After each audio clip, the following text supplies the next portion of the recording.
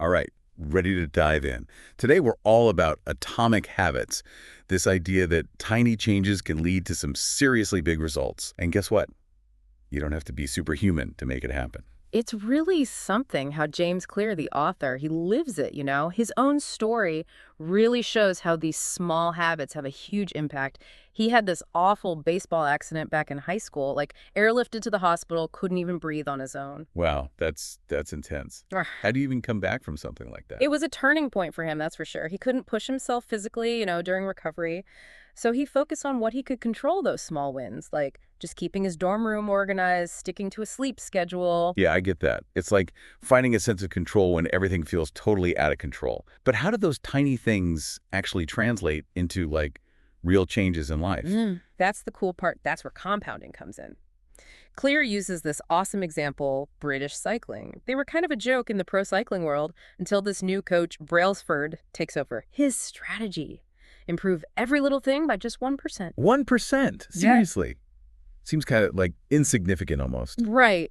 But get this. Within a few years, this team, they went from average to world champs, racking up Olympic gold medals, dominating the Tour de France. It's crazy. Small, consistent changes, total transformation. So, like, if I'm trying to learn a new language or, like, finally get my finances in order, Yeah. it's not about some massive overnight change. It's those small steps day after day. You got it. Yeah. Think about it. Improve your skills in something, anything, by just 1% each day. Over a year, that's huge. And that brings us to one of Clear's most interesting points, focusing on systems, not goals. Wait, hold on. Is he saying goals are bad? Because I'm all about setting goals. It's not that goals are bad, but they can be tricky. Sometimes we hit that goal, and then what? It's easy to fall back into old habits. Oh, yeah. The I reached my goal weight, time to order pizza syndrome. Yeah. I've been there. Exactly. Goals can make us so focused on the finish line that we forget to enjoy the journey and the progress we're making along the way. The system-first approach changes that. So instead of, like, I want to write a book, it's I'm going to write for 1 hour every morning. Exactly. The daily writing habit, that as the system, and over time, bam, finished book. You're not relying on motivation, which, let's face it, comes and goes. It's about a sustainable routine that, like, almost gets you there automatically. Okay, yeah, that's actually making a lot of sense. It's like having a roadmap instead of just like a destination in mind. Yeah. But Clear also talks about this thing, identity-based habits. How does that fit in? So it's more than just wanting to change, right? It's about becoming the kind of person who embodies that change. Your actions, they have to line up with the person you believe yourself to be. So instead of I want to eat healthier, it's I'm the kind of person who makes healthy choices. Exactly. Clear uses this example of a guy, Brian Clark, who is a total nail biter. He finally kicked the habit by changing how he saw himself. Started getting manicures. Not because he was obsessed with perfect nails, but because it was like, this is what someone who takes care of himself does. Wow, that's a real mental shift. So how do we actually put this into practice? Like, how do we build these new powerful habits? That's where Clear's 4 laws of behavior change come into play. Make it obvious, make it attractive, make it easy, and make it satisfying. I love that he gives us, like, actual steps. Yeah. Okay, so make it obvious. What's the key there? It all starts with our environment, right? It's full of these cues that trigger our habits, and we don't even realize it half the time. Like, there was this study in a hospital cafeteria. They wanted to see if they could get people to make healthier choices just by, like, rearranging stuff. Okay, now this I got it. Hospital cafeterias, not exactly known for, health food. Right. So they took the bottled water and they put it in these baskets right next to where the food was. The soda was still there, but guess what happened? People actually started grabbing the water more. Bingo. Just by making it more visible, easier to grab, they boosted water consumption like crazy. It's all about design, making the good choices easy and obvious. Speaking of obvious, ever heard of those fly stickers in the Amsterdam airport urinals? Wait, those are real? I thought those just like an urban legend or something. Totally real. And get this, they cut cleaning costs way down. Just gave people something to, aim at. The point is, even these little things in our environment can have a huge impact on what we do. That's wild. It's like you can, like, hack your surroundings to support the good stuff. So we've made it obvious. What about making it attractive? Let's be real. Not every habit we want to build is, like, super fun. Well, that's where temptation bundling comes in. You link something you want to do with something you need to do. Think about it. You love binging that show everyone's talking about, but you also know you should exercise more. Okay, I'm following. What if you only let yourself watch that show while you're on the stationary bike. Suddenly, exercise is way more appealing, right? Huh. I like it. Exercise is a reward. Sign me up. But like, we can't just pair every chore with something fun, right? How do we make those must-do but not so fun tasks more appealing? Well, there's social influence. We're hardwired to copy people we admire, people we see as successful, Mhm. especially in our own circles. It's that whole, if they can do it, so can I thing. So like, surround yourself with people who are already living the way you want to live. Exactly. It's bigger than willpower. It's about social norms, seeing those behaviors in action. Clear talks about these chess prodigies, the Polgar sisters, three sisters, all amazing at chess, and their dad, total chess enthusiast. Yeah, I think I've heard about them. He made chess like a central part of their whole lives, didn't he? Totally. They saw their parents playing all the time, Mm. practiced for hours every day, got praised for their chess achievements. It wasn't just a hobby. It was like they're normal. Makes you wonder what we could achieve if we like consciously chose the right environments, the right people to be around, you know? Okay, on to the next one. Make it easy. This one's for me. I'm all about that path of least resistance. Right. We always overestimate our willpower, underestimate all that friction that can totally derail us. Friction. What do you mean by that? Any obstacle that makes a habit harder could be something physical, like you have to drive across town to get to the gym, or mental feeling overwhelmed by a routine that's too complicated. So it's about identifying those roadblocks and like streamlining everything. Exactly. Clear talks about this study they did in the Netherlands back in the 70s during the energy crisis, found that some homeowners used way less energy than their neighbors, even though their houses were pretty much the same size. Okay, now I'm really curious. What was their secret? Were they like living in the dark? Not quite. The energy efficient homes just had more obvious cues for saving energy. Thermostats in a central location, light switches that were easy to reach, meters that showed you how much energy you were using in real time. It kept energy conservation top of mind, but without requiring extra effort. It's crazy how much of a difference just like where your light switch is can make. We've Yeah. got to design our environments better. It's like a superpower. Totally. And Clear suggests designating specific spots for specific activities. Your bedroom is for sleep, office for work, that kind of thing. It creates these clear boundaries, you know? Less friction when it's time to start and end those activities. Oh, man. I am so guilty of working from the couch. Work, relaxation, it all just blurs together. My brain never gets the memo to like fully switch off. Hmm. All right, we're on to the fourth law. Make it satisfying. How do we make those good habits enjoyable, especially the ones that don't exactly have those immediate rewards? We have to understand how our brains work, especially that reward system. Our brains, they're wired to chase pleasure, avoid pain, immediate rewards, powerful stuff. They create this positive feedback loop, make us want to repeat the behavior. Makes sense, but I don't exactly get a parade every time I finish a work project. You don't need a parade. Think smaller little rewards, but they work. Think about Wrigley's chewing gum. Back in the day, chewing gum was bland, boring. Then Wrigley's comes along, starts adding flavors, spearmint, juicy fruit.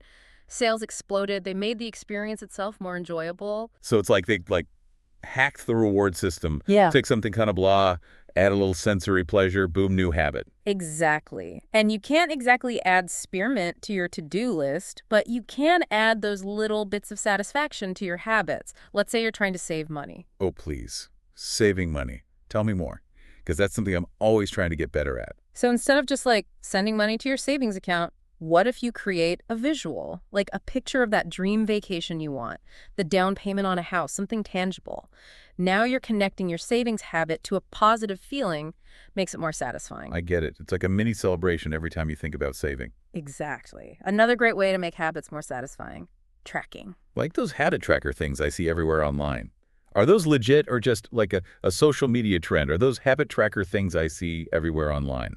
Are those legit or just like a social media trend? They can definitely be helpful. It's not just about, making your planner look pretty. It's that feeling of accomplishment when you see your progress. Even little things.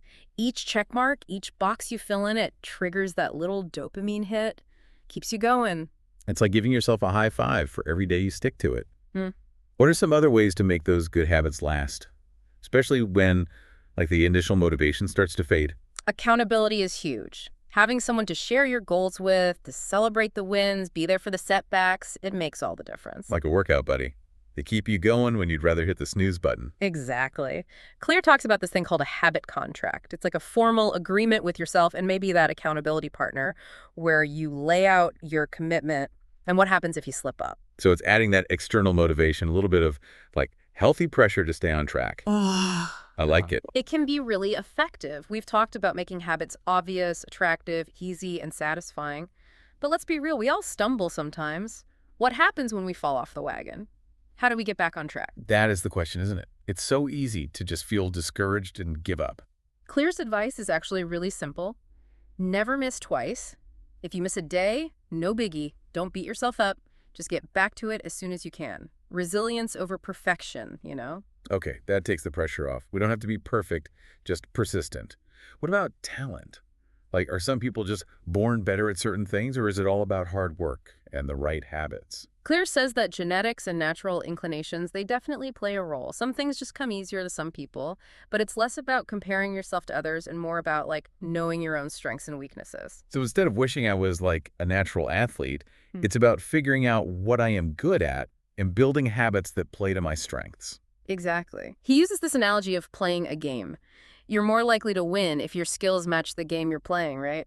Makes you think, how many people are stuck in jobs or like pursuing things that don't really line up with their strengths? It's an interesting thought, for sure. Finding those strengths takes some experimentation, some reflection, being open to trying different things. That's exciting, but also a little daunting, honestly. What about staying motivated? It's one thing to start a new habit, but how do we keep that momentum going when the newness wears off? That's where the Goldilocks rule comes in, finding that sweet spot, that level of challenge that's not too easy, not too hard. Not too hot, not too cold, Hmm. but just right. How does that work with motivation? Think of it this way. Too much challenge.